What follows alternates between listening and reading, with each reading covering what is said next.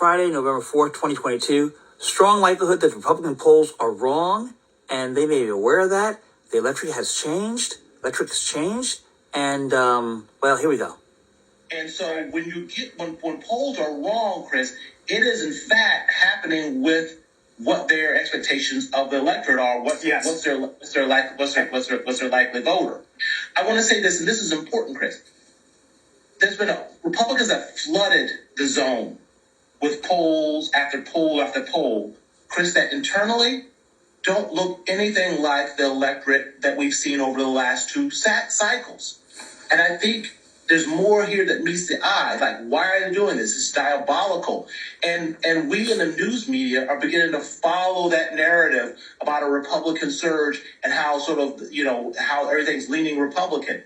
I can tell you right now, when you look at early vote and you look at the percentage of people, especially young people who are participating in early vote, this doesn't look anything like 3 of the last 4 midterm elections. It looks like the outlier of 2018. And when given the outlier of 2018, a lot of these polls are going to be, quite frankly, off because it looks nothing like what a traditional midterm electorate looks like.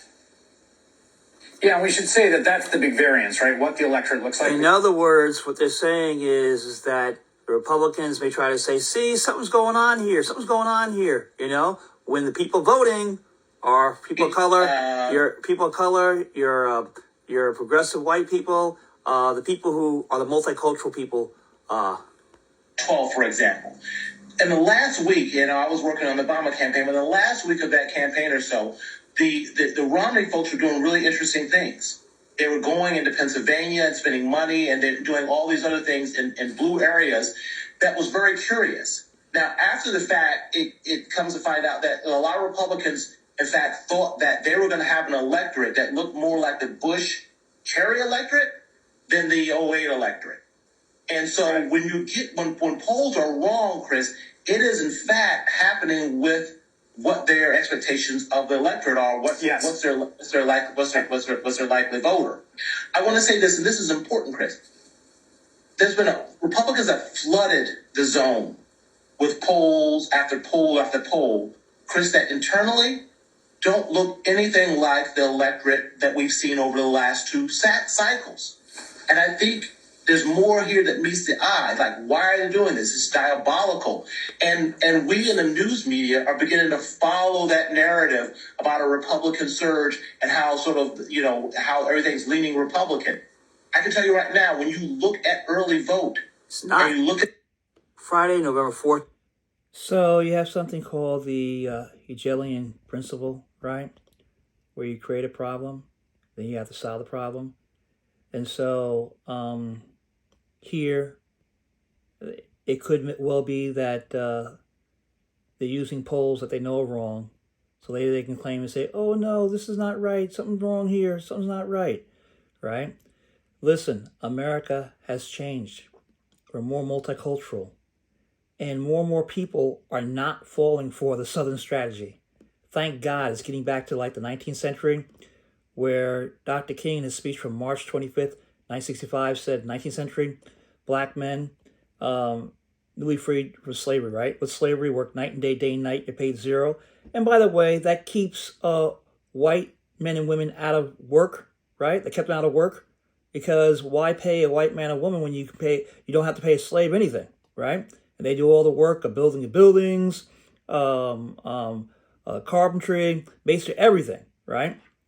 So slavery hurt white people also. That's why there needs to be reparations for white human beings and black human beings. But I digress. So people are not full. So white men and black men voted together right after slavery. They voted for economics. They weren't concerned about the color of someone's skin or melanin. They're concerned about helping to make life better for everyone. And how do they end that? They use segregation to end that. But they're still using Southern strategy today, right? How in the world are you voting for candidates who want to take away your Social Security and your Medicare? Huh? Come on now. You can't do that kind of stuff. But yet you have too many white Americans falling for that okie doke, right? And who are being tricked. There's one race, the human race. We're all human. Democrats keep on bringing people together. Keep on talking about the human family. Keep on encouraging. Keep on telling about all the programs that you passed to help people, to get us out of COVID, even though we're still in COVID. And what is the RSV and flu you have to worry about right now, right? Please get your shot. All right, get inoculated is very important, okay? And wear your mask. But the point is that there's one race, the human race. We're all human. We have to keep on working together and moving forward together. God loves all of us equally.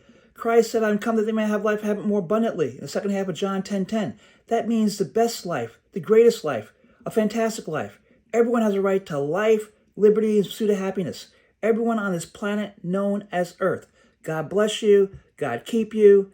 And let's keep on moving forward together. America is the last great hope of humankind. And we are still the greatest nation in the world. And democracy is the answer. God bless you. And God keep you.